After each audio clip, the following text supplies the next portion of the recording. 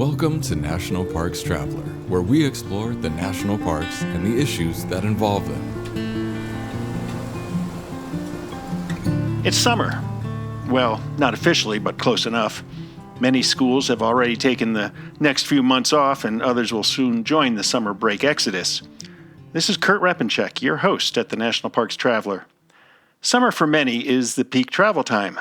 Growing up in New Jersey, our family often went down to Long Beach Island for a week or two to enjoy the ocean. But there also were trips to Shenandoah, Acadia, and Great Smoky Mountains National Parks. They were my first introduction to the national park system and the concept of national parks. Parks are a great vacation destination, whether in summer or just about any other month of the year. To help you come up with some ideas of which parks to visit and why, we've invited two members of the Coalition to Protect America's National Parks, Maria Burks and Phil Francis, who collectively have spent more than 8 decades working in the national park system. We'll be back in a minute with Maria and Phil to pick their brains for national park destinations we all should consider. The Yosemite Conservancy helps visitors connect with Yosemite through adventures, volunteering, and the arts. It's the only nonprofit dedicated to supporting Yosemite National Park and funds grants to improve trails, restore habitat, protect wildlife, and inspire the next generation of nature lovers. Learn more at yosemite.org. The Everglades Foundation, the only organization whose sole mission is to restore and protect America's Everglades. Learn more at evergladesfoundation.org. Whether it be strategy, business planning, change management, board development, executive search, or diversity planning, Potrero Group is here to help. They mix a depth of experience in the parks and land space with the breadth of best practices from other industries. For more information or to schedule a preliminary conversation, go to potrerogroup.com. Potrero group.com. All right, welcome to the Traveler, Maria and Phil. How are you guys doing? Great. Thanks for asking. It's a beautiful thank you. Here. Yeah, Maria, you are in Cape Cod at Wellfleet. And Phil, where are you today? I'm in Sevierville, Tennessee, just outside of the Great Smokies. So you guys don't have to travel far to visit a national park. In fact, you guys probably drive through one almost every day. Here in Utah, I've got to drive a fair distance, not too bad depending on how you consider travel across the West, where you can spend all day traveling through 1 or 2 counties versus back east where you can travel through several states in one day. But, on my immediate horizon, my wife and I are going to be going up to Grand Teton National Park for some sea kayaking, just a little 3-day break for some R&R. But I'd really be curious, with your experience in the park system, you guys have been to more than a few national parks, and I'm sure you've got some favorite places and some places that people may not be aware of.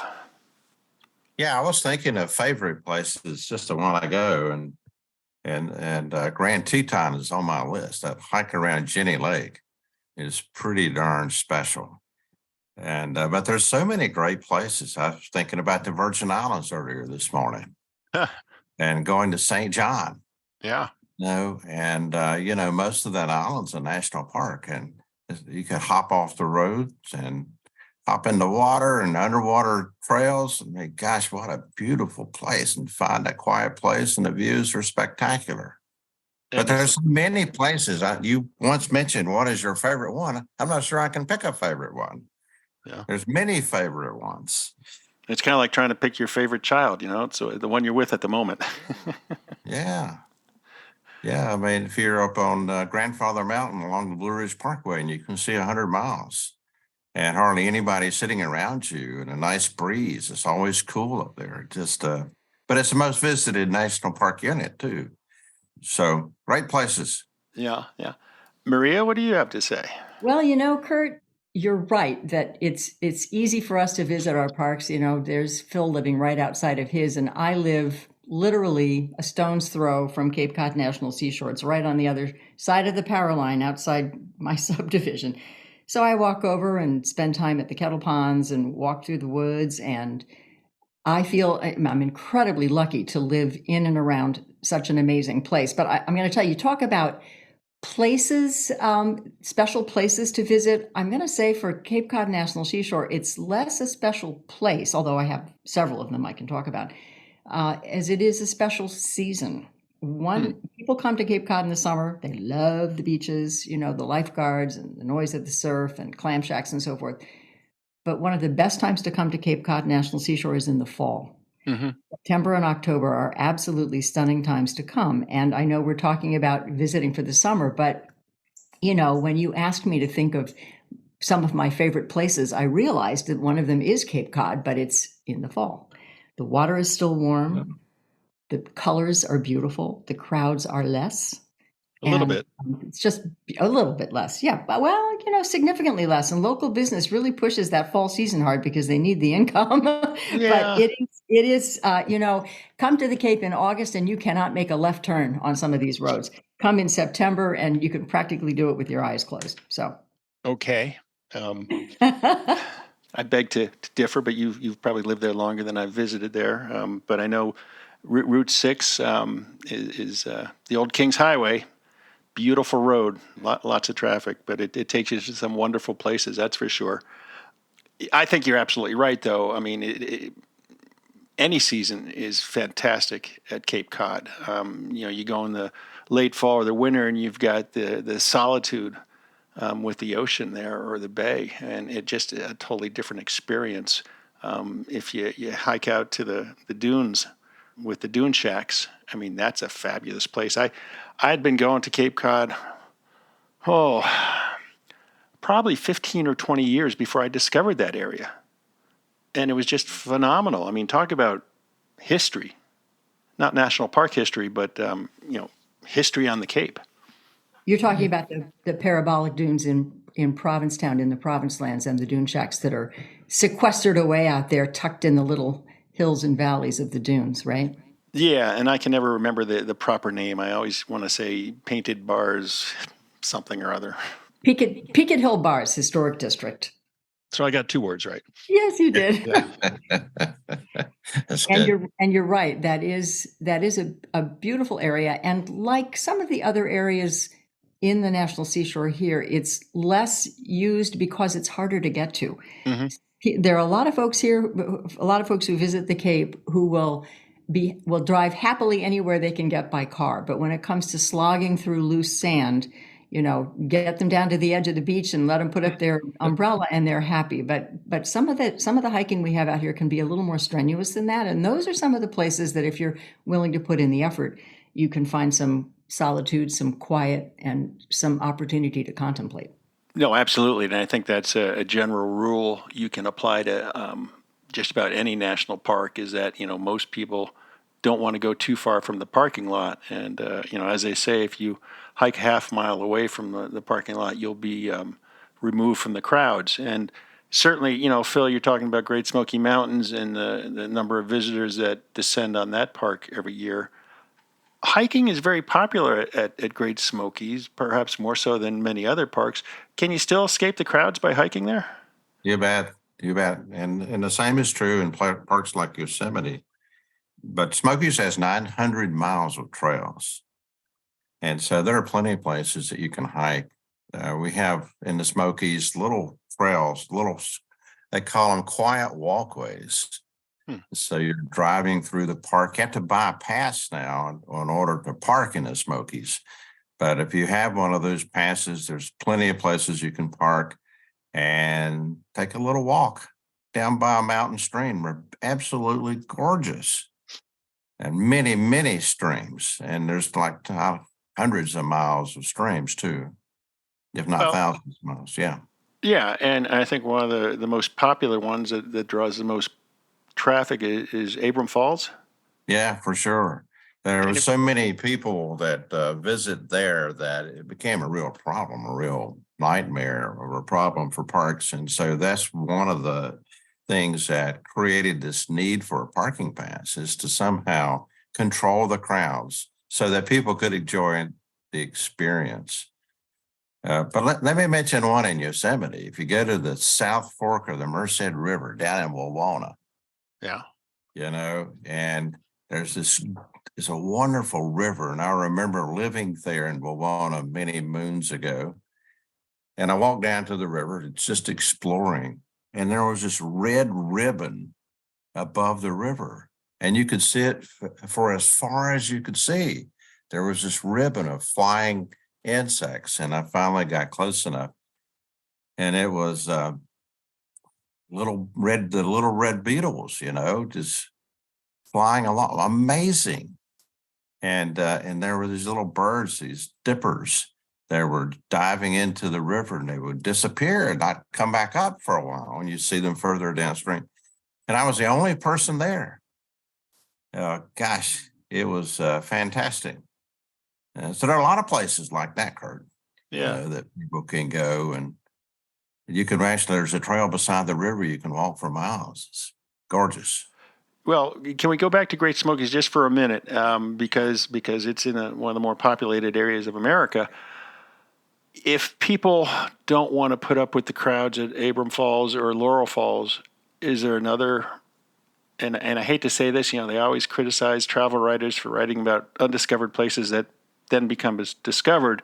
Can you throw out a couple suggestions if people want to get that type of waterfall experience but don't want to do it with 500 of their best friends?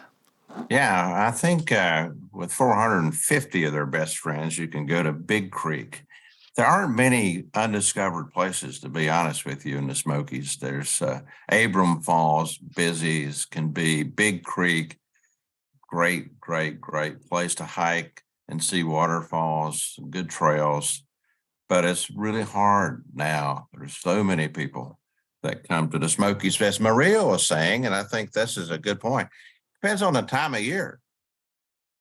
If you come and outside of spring break and before the summer season, is a pretty good time to visit. Mm-hmm. If you come in September after kids go back into college.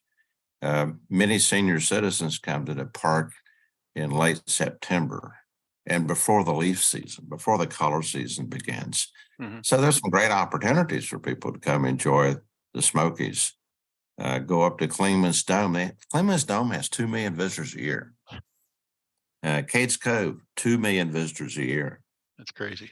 So it's with those kinds of numbers, you're going to see other people. I drove through Sevierville today on the way to the store and back, and it is slammed. Wow. Well, and one of the benefits of going off peak season, if you go after the fall leaf season, the hardwood trees have lost their leaves, and it kind of opens up the landscape, doesn't it? You can see things that you wouldn't normally see. Yeah, in the wintertime, I love driving through the Smokies because you can see the topography so well. And the views, you can see, 80, 90 miles. It's fantastic. And there's many warm days, too, with, even in November and sometimes December. And this past year, we hardly saw any snow at all. Yeah, we saw lots. But doesn't it, at Great Smokies, and I'm guessing Shenandoah and a lot of the other Appalachian parks, you might see old homesteads that you wouldn't normally see. Is that right? Fence lines and whatnot?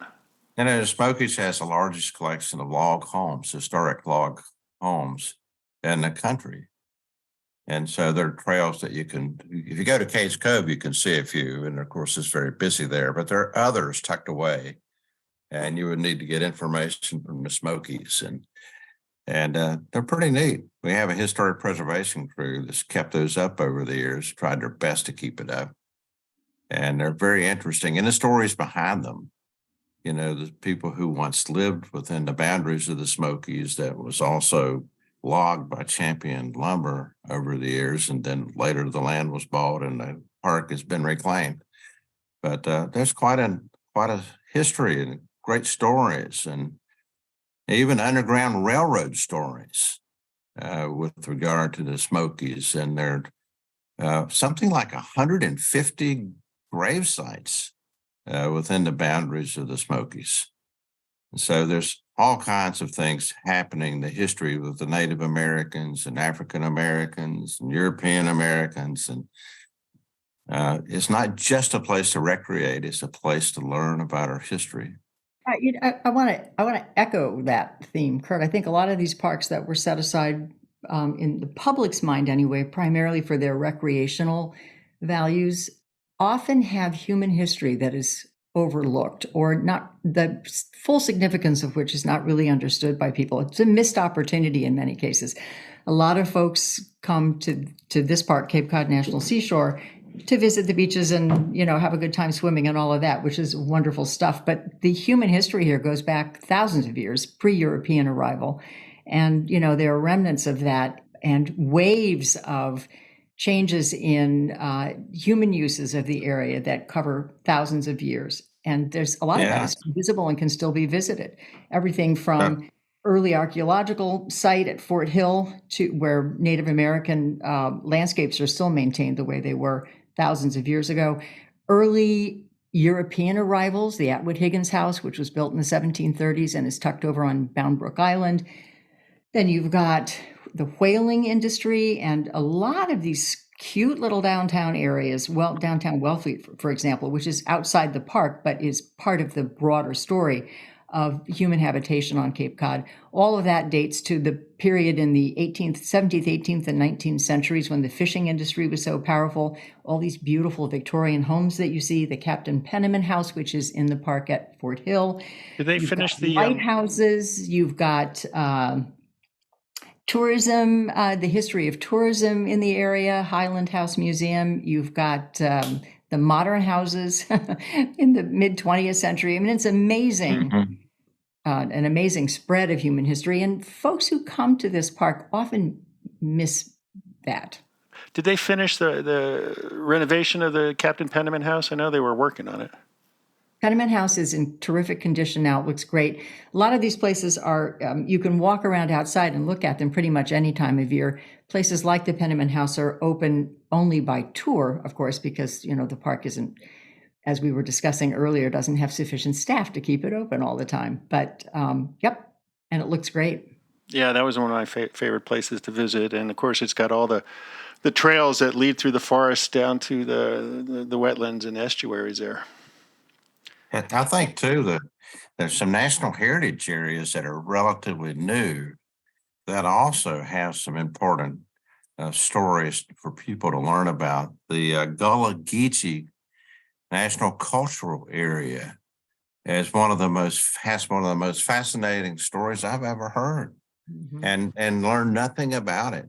When I was a kid living in the area, and they've got a Gullah Geechee trail, and it's worth some time for people to go learn more about the history of that area and what happened to the people who came there and were forced to live there, and where they went and what their culture was and how they spread to Florida and Brownsville, Texas.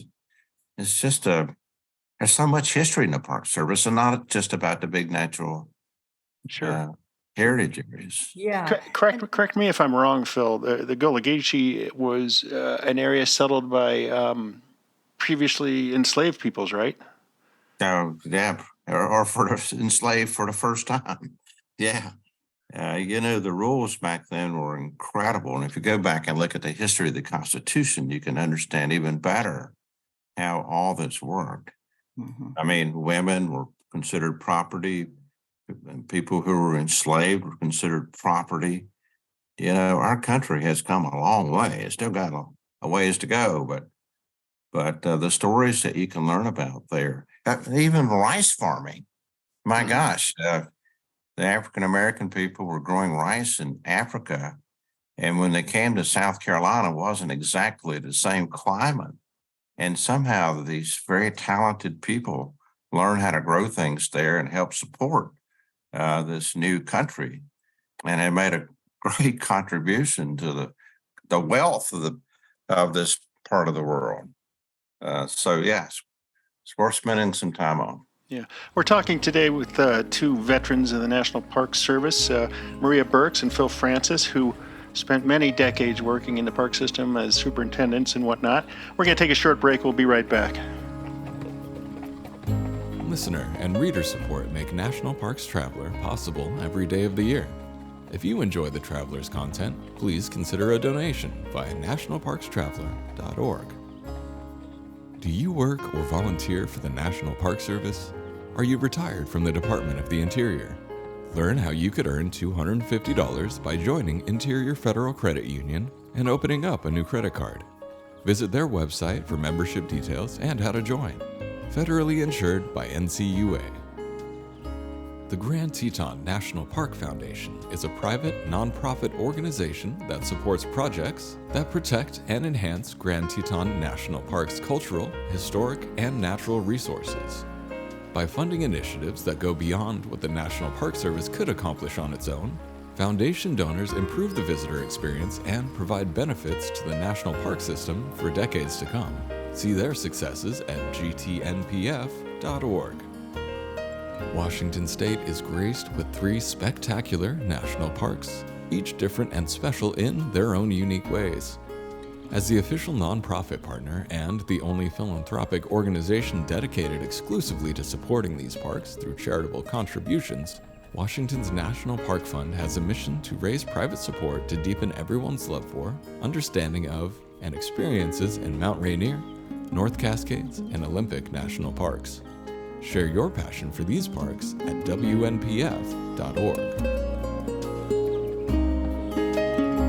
All right, we're back with Phil and Maria talking about places you might want to explore in the national park system. We were just talking about the Gullah Geechee areas in southeastern United States along, I think, coastal South Carolina and Georgia. Maria, you wanted to build on that? I did. We've been talking a lot about beautiful, big natural areas that people have to get to by car, unless they happen to be like Phil and me, lucky enough to live nearby. But there are also tons and tons of sites that are in and around urban areas. And building what Phil was just talking about, I want to mention the African Burial Ground National Monument, which is in Lower Manhattan. For people not familiar with that part of New York City, it's down by City Hall, a couple blocks north of City Hall, not too far from the Brooklyn Bridge.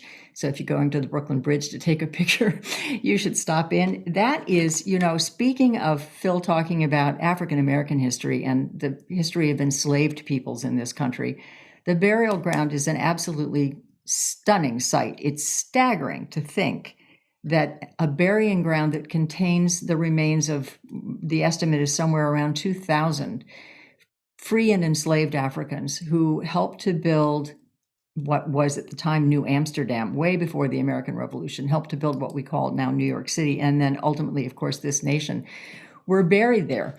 They were not allowed to be buried inside the town limits, which, if you look at a map now, it's staggering to think how tiny New Amsterdam was at the time, but just the tip of Manhattan.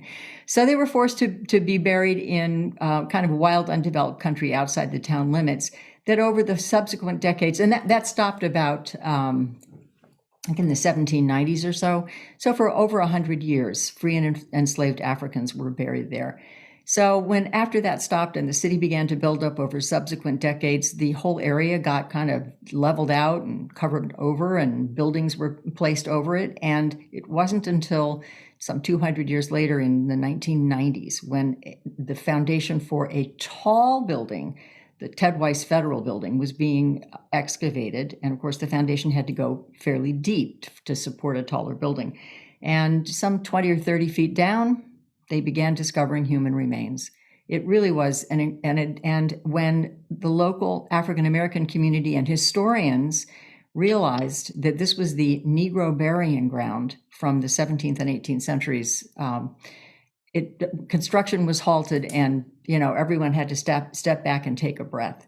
The results of the research on the disinterred remains tell an incredible story. Infants, children, whole families, the ages of people, the kinds of work they had to do. It was amazing the amount of information that Howard University was able to glean from studying the disinterred remains, which were subsequently reinterred through a very, very moving ceremony at the burial ground. And there's now a visitor center there, an exterior memorial where you can sit and contemplate.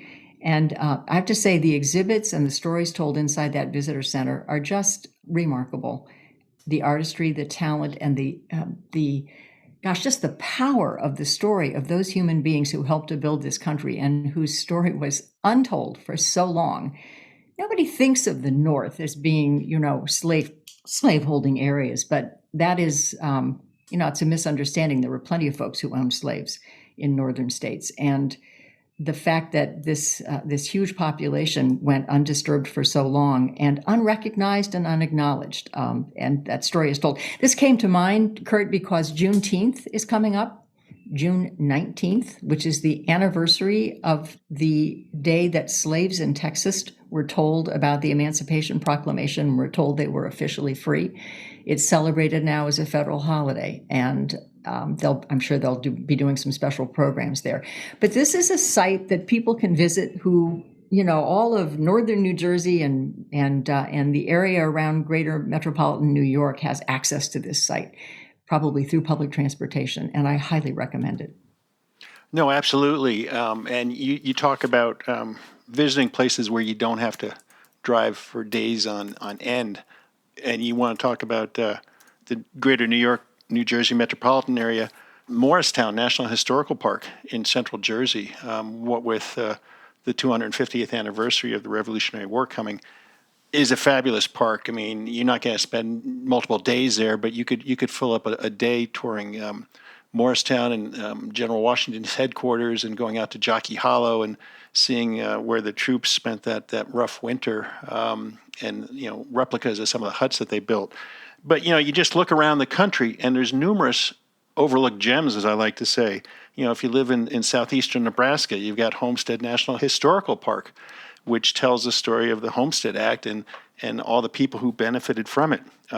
Pittsburgh, Pennsylvania, we just had a story on the Traveler about Fort Necessity and some of the research there. They just did an archaeological survey of where the French and Indian War started, and they found some bullets, 60 caliber bullets that, who knows, maybe George Washington fired them. There's some history that says he was the one who started that little skirmish with the French. Columbia, South Carolina, the gateway to Congaree National Park, another gorgeous place that people aren't that familiar with. Las Vegas, you got Thule Fossil Beds National Monument. Boston, Salem Maritime National Historic Site, or New Bedford Whaling. New Bedford Whaling, yeah, absolutely. They're all incredible places. And, as the superintendent of Scotts Bluff National Monument in western Nebraska once told me, we're not a final destination, but we can be a destination on your way to that final destination. I just think there's so many wonderful little overlooked places that people can go and enjoy nature or enjoy history, learn about cultures. The park system is so robust with all these different experiences you can enjoy. I think, if people go to the National Park Service's website, you can sort and search by a variety of different terms and interests.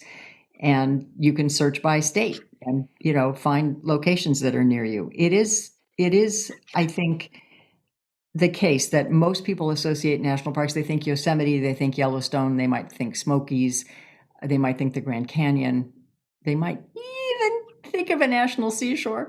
But the majority of units in the national park system are actually historic or cultural units. And I think people are really surprised to find that out. And many of those units are located in or near urban areas where they're easier to access. Well, you talk about Washington, D.C. Go down to the National Mall and look at all the memorials. The Jefferson Memorial, the Vietnam Veterans Memorial, the Korean War Memorial, and on and on. And then there's, some hidden sites that, you have to do your homework in advance before you go to these towns to fully understand what awaits you. So, we've focused a lot on the eastern half of the country. Some people say, what about the Midwest? I mean, there's got to be some gorgeous places in the Midwest.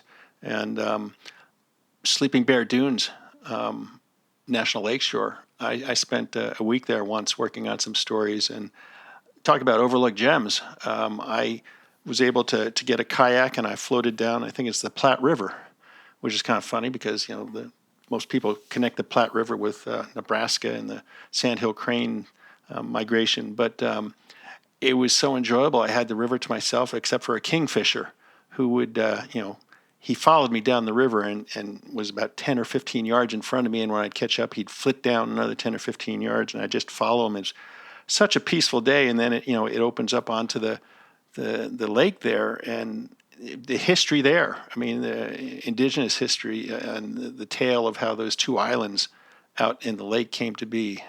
It's just a wonderful place. Yeah. Well, then there's the Buffalo River, And have you ever been to the Buffalo River, floated the river? I've never had the chance. It's pretty darn nice, to say the least. Arkansas Post is right nearby, and Hot Springs National Park is there in Hot Springs National Park. Yeah, there's many places in the Midwest for sure. Head down in Texas. Do you count Texas as part of the Midwest? I go to, of course, Big Eastern Bend. half of it. We're real crowded. The eastern half of it. Big Bend's getting crowded. Yeah. I think Big Thicket is an undiscovered gem. Oh, that's a great place. One of the most biodiverse places in the world is that Big Thicket. It's where cactus and palm trees come together, right? And the carnivorous plants. Yeah. And you're still here. Yeah. Well, I didn't go there. I had a writer write about it. You've also got Indiana. You talked about Dunes, Indiana Dunes, which used to be a national lakeshore, is now a national park. What do you guys think about that? What do you think about renaming units in the national park system? I mean, we had, I asked our readers the other day about, how could we expand the national park system? And some of the people pointed to existing units in the national park system. Oh, Dinosaur National Monument would be a great national park. And it's like, well, it's already part of the park system. I was trying to think outside of it. What do you think about, all these different names, national park, national battlefield, national historic site? Should they just all be renamed national parks and get it over with? Well, that's what our former director suggested, that all the units should be called national parks, and that would help resolve some issues. Well, it used to be, Kurt, back in the day, back in the Cenozoic era when Phil and I first joined the Park Service. Last century. Yeah, right. It was the last century. It used to It was. It used to be the case that there were different management policies for units that were labeled national parks versus units that weren't. And for someone who has, I worked at Golden Gate National Recreation Area, and I'll never forget when we first joined the system, it was called GGNRA, and people laughed and, thought how silly. And yet, if you go to that park now, it is really a magnificent collection of cultural and natural resources that is spread over quite a spread of landscape, giving access to millions of people around the Bay Area.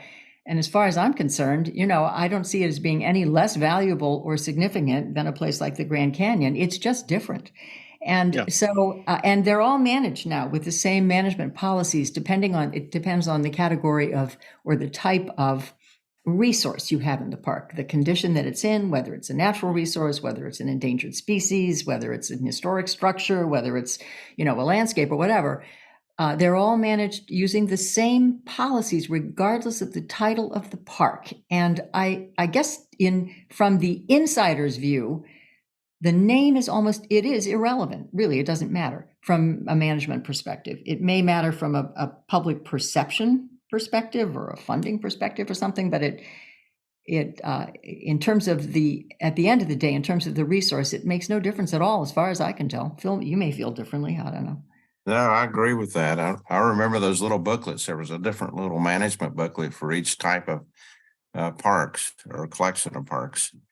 But the policies do apply to all the parks, pretty much the same. And I think that communities may benefit some, I think, if you rename a National Historic Site to a national park.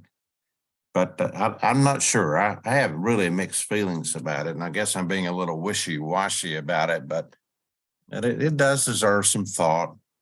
But at the same time, you want to let the public know exactly what type of park and what kind of resources are being protected in the particular site.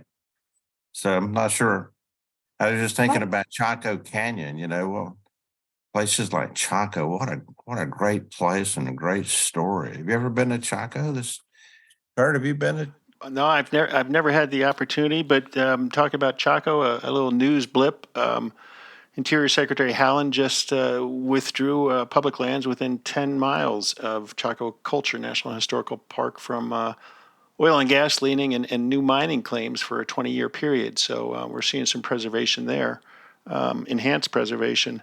But, I thought it was all settled back in 1978 with passage of the Redwoods Act, which Congress said that, no matter what the name is, we're going to manage them the same. They're going to have the same protections unless, the founding enabling legislation said something different. That was an important law too, because it has a sentence in that law that says superintendents will do nothing in derogation of park values. I can't tell you how many times as advocates to protect national parks, we refer back to the Redwoods Act. I'm glad you brought that up. And it still holds true today. And I guess if one would argue against renaming everything national park, you have to consider the traffic that it would bring to these places, because people want to count coup, if you will, on national parks. I've been when I started the Traveler back in 2005, I think there was 380 or 390 units in the national park system. Now we're up to 423 or 24, and we have 63 quote unquote national parks. Just think the crowds you would have if you just waved a wand and we have 424 national parks. And there are some places that are certainly worthy of national park designation, but I cringe what might happen to the resource. And I talk about Dinosaur National Monument in northeastern Utah and southwestern Colorado. What an amazing place. I mean, it's got 2 world-class rivers for floating. It's got incredible paleontological resources, incredible archaeological resources, incredible geologic resources. I'll make an analogy. When I was in college, I was a whitewater river guide my last 3 years. I was a guide on the New River before it became a national river, a unit of the National Park System. There was a river outside of Morgantown, West Virginia, where I went to school, the Cheat River. And when I started my guiding my sophomore year, our group of 5 or 6 boats would be on that river by ourselves, solitude for the whole 20 miles or 25 miles. By the time I was a senior, you would come up towards a rapid and you'd have to pull over to shore to wait for the group in front of you to run through that rapid. And meanwhile, there'd be a group behind you having to pull over to shore to wait for you to run that rapid.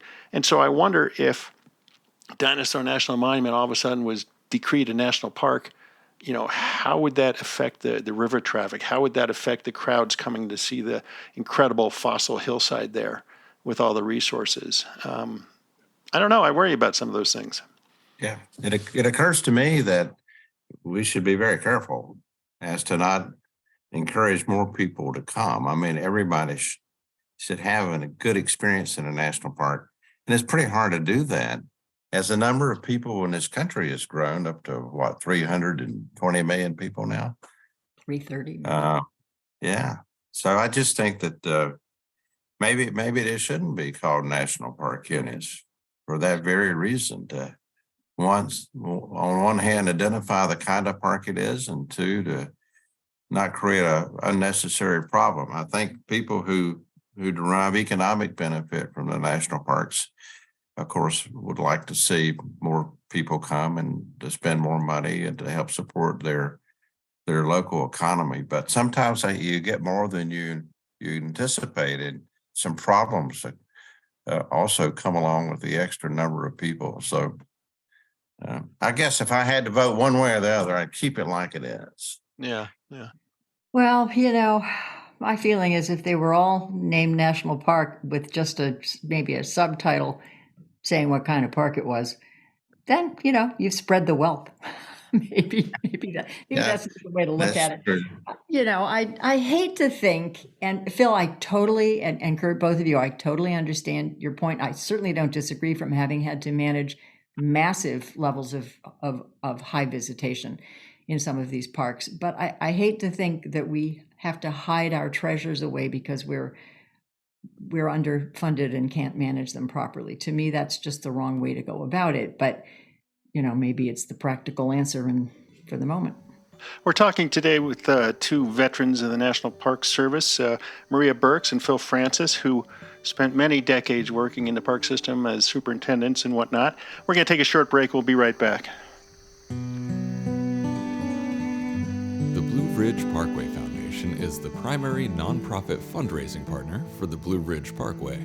It is made up of people who have a deep love for this majestic road and want to ensure that its natural beauty and the experiences it offers endure for generations to come. You can show your appreciation at brpfoundation.org. Full of stunning photography and thought-provoking reads, Smoky's Life is a biannual magazine produced by Great Smoky Mountains Association. Members receive it free of charge each spring and fall, and it is available for purchase in retail stores throughout Great Smoky Mountains National Park and online at smokiesinformation.org. Acadia National Park is one of the 10 most popular national parks in the United States. It is also one of the smallest and most vulnerable. That's why Friends of Acadia exists.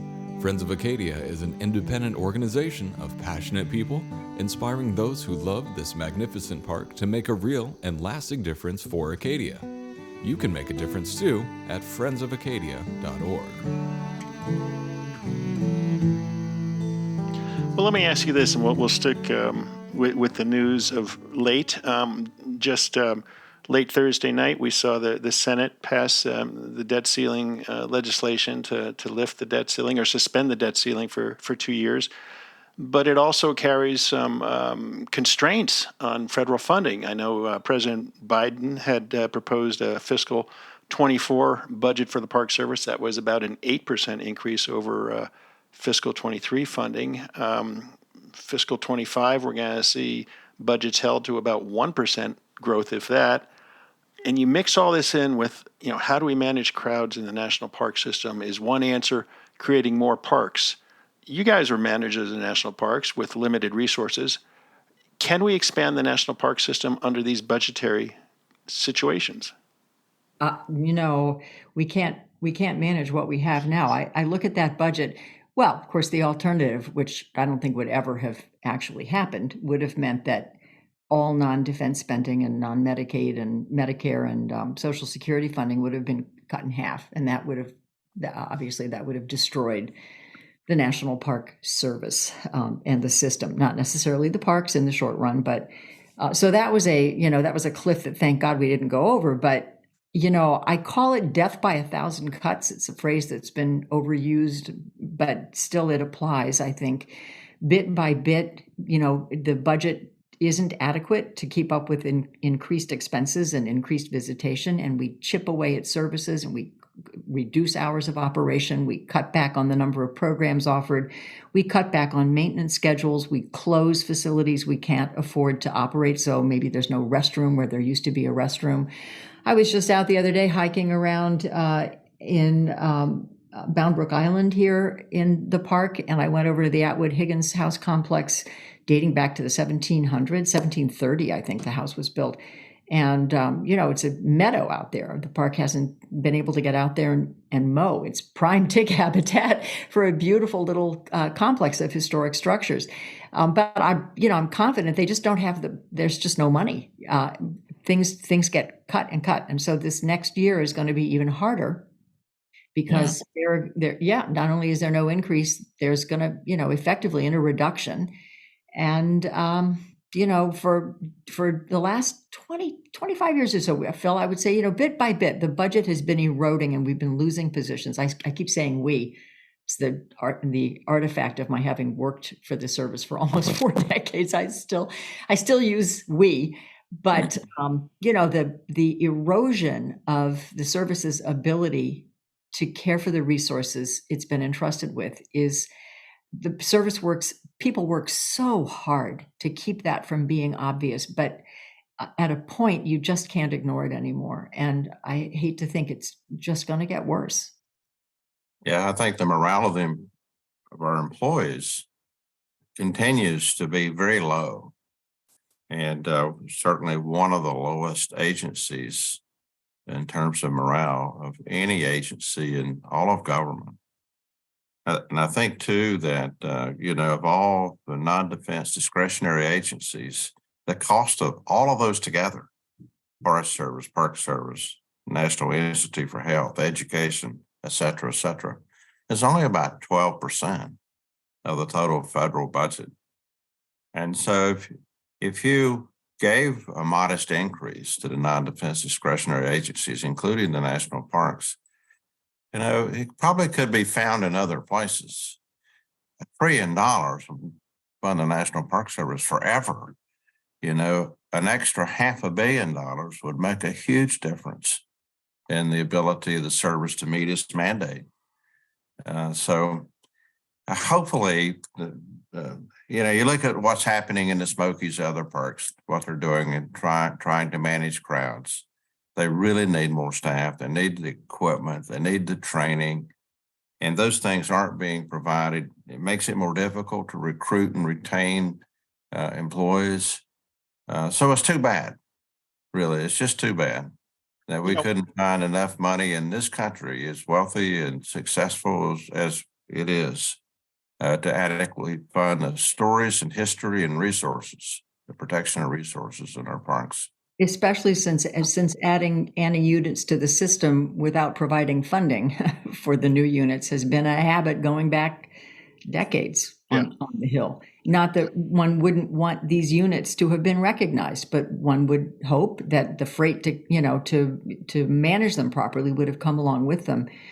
So in answer to your question, Kurt, it's hard to realize that as life moves on and time passes and more significant human history happens that we want to recognize, it's going to be, and more natural resources are found to be threatened that we want to protect, that it's going to be harder and harder to expand the system the way it might need to be expanded or should be expanded if we want to meet our mandate without the commensurate funding.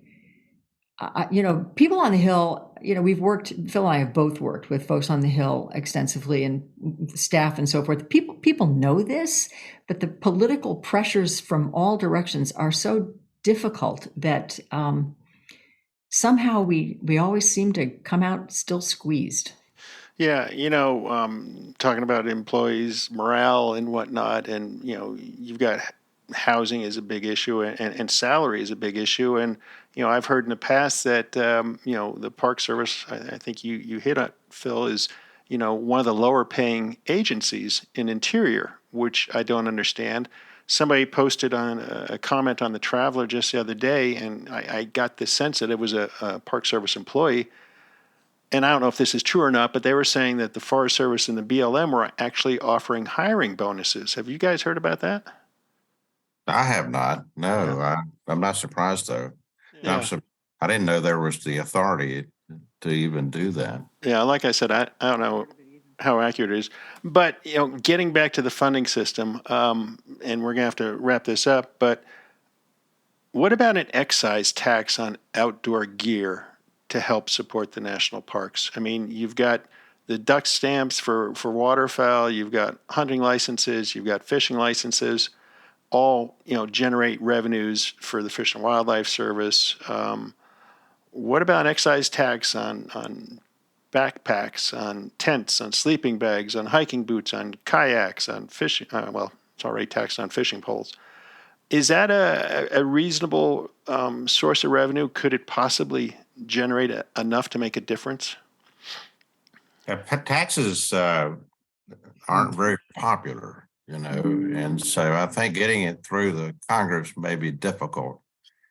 It certainly would help provide the funding, but you look at the economic activity associated with all the national parks. I mean, you're talking about billions and billions of dollars. You're talking about, at one time, the Park Service was reporting $39 billion. I think it's now up to $80 billion in economic benefit. And if the Park Service could just get a small slice of that benefit, it would be in much better shape. Yeah, that goes back when I heard that the IRS. I mean, this isn't speaking of taxes. When I heard that the IRS had been granted some $80 billion, that now I guess has been cut down to $60 billion in order to help it manage tax collection better. I actually, I actually support that. I pay my taxes. I'm happy to pay for Medicare. I believe in chipping in here to the extent that the law requires and expects. And if this is going to help improve tax revenues, then maybe some of that can come back into the into the discretionary non-defense spending pot. So my fingers are crossed that that's going to make a difference. I'm a little troubled by the idea of targeting recreational equipment specifically, partly because there are so many units of the national park system that don't use tents and fishing poles, and there are lots of places where those things don't apply. I think the Park Service also has a substantial number of corporate partners who deal with in that that line of merchandise, who makes very substantial contributions, pro bono volunteer work, cash contributions to park partners, and so forth. That could increase. That would certainly be welcome. I'm a little nervous about a separate tax, but I'm not quite sure why, but it makes me nervous. I don't know. Phil, what do you think? Well, I just think it would be really hard to get through the Congress, and so I think if you did that for the National Park Service, maybe you would have to do that for other agencies, and maybe that's okay. Maybe that's okay. Maybe that should be considered. Not a bad idea at all. Well, Yeah, we'll hold see. on. I don't know. It just be hard to get through. We're talking about taxes and revenues and how much gateway communities generate. I mean, in 2021, outdoor recreation contributed $454 billion to the nation's gross domestic product. And it's only gone up since then. Would it really be that bad to take 10% of that and give it to the Park Service to ensure that we have the staff out there in parks? When we go into a parks, we can actually find an interpreter to help us understand what we're looking at, to help pay for maintaining these places. I mean, that's another thing that I'm waiting to see what happens with the debt limit legislation. Is while it may not affect the flow of Great American Outdoor Act funds to the parks to catch up with backlog maintenance, if the parks have to cut staff that manages those dollars, what's that going to do to the backlog? Yeah, that's a good point.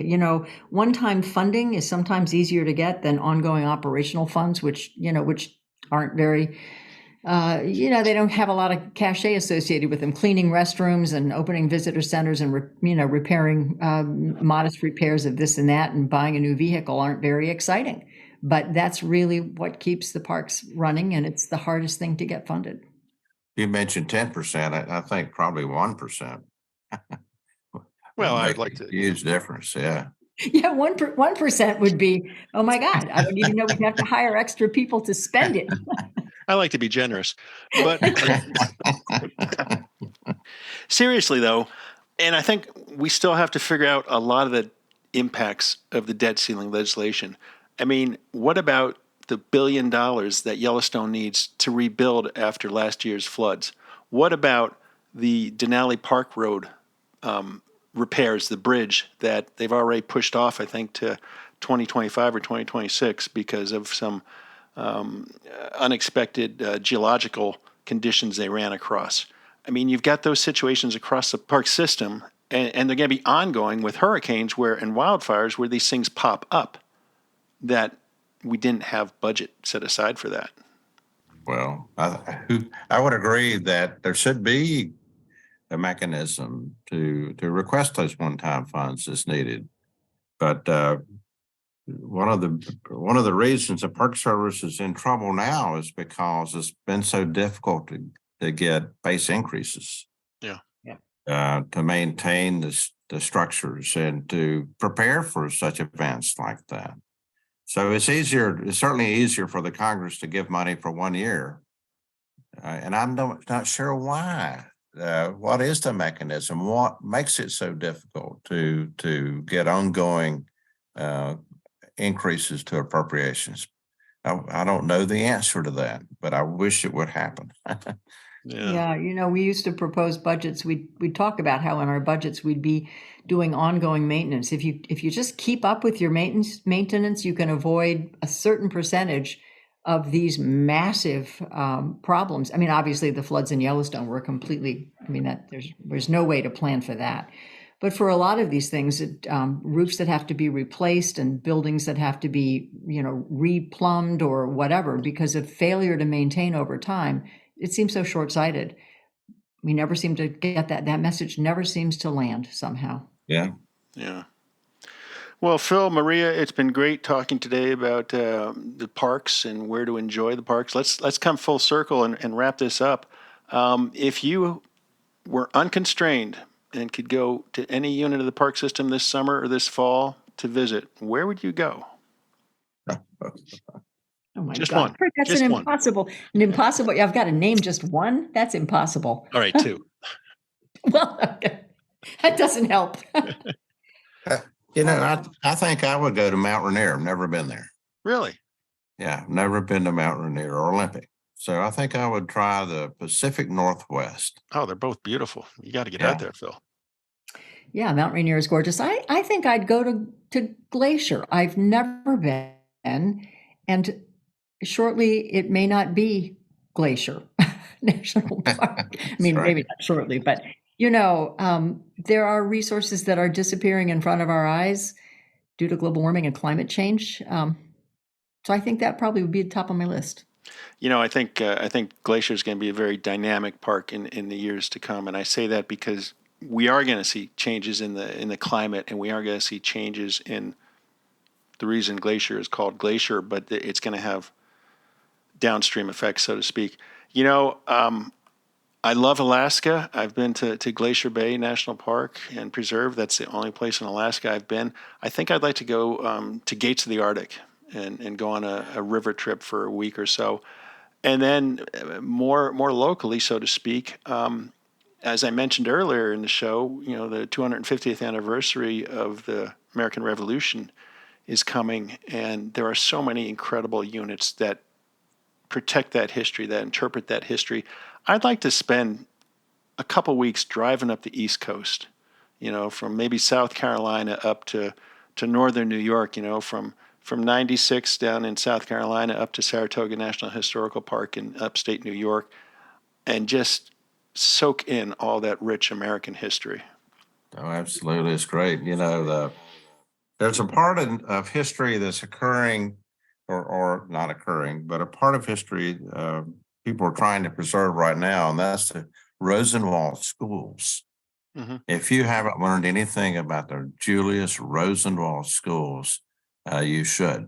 There were 5,000 schools, and funded by Julius Rosenwald, who was president of Sears. Booker T. Washington was involved. It's a great story. So in the Southeast, you can go visit some of the Rosenwald schools. That'll bring tears to your eyes. Well, Phil, Maria, thanks so much for joining me today. It's been great exploring these places and talking about some of current events. We'll catch up down the road and see how things fare in the park system.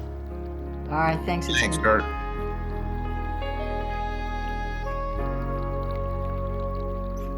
That's our show for this week. We hope you enjoyed it, and we hope that gave you some ideas for places in the national park system to visit. Next week, Lynn Riddick will sit down with Joshua Morano, an underwater archaeologist for the National Park Service, to learn about some surprising discoveries of a hospital and cemetery found 10 feet underwater at Dry Tortugas National Park. For The Traveler, this is Kurt Repenchek. See you in the parks. The composers and musicians at Orange Tree Productions have created a unique collection known as the National Park Series that has grown to include more than 30 CD titles. Composed against the backdrop of a park's sounds of nature, these musical scores will connect you with these beautiful places and take you there, at least in your mind. This collection is the #1 selling National Park audio series in the world and provides the background music for National Parks Travelers podcasts. Visit them at orangetreeproductions.com. Editing and production work for the National Parks Traveler podcast is done by Splitbeard Productions. You can learn more about us at splitbeardproductions.com. National Parks Traveler is a 501c3 nonprofit media organization that provides daily editorial coverage of national parks and protected areas. Traveler's coverage is made possible by reader and listener donations. Visit us at nationalparkstraveler.org.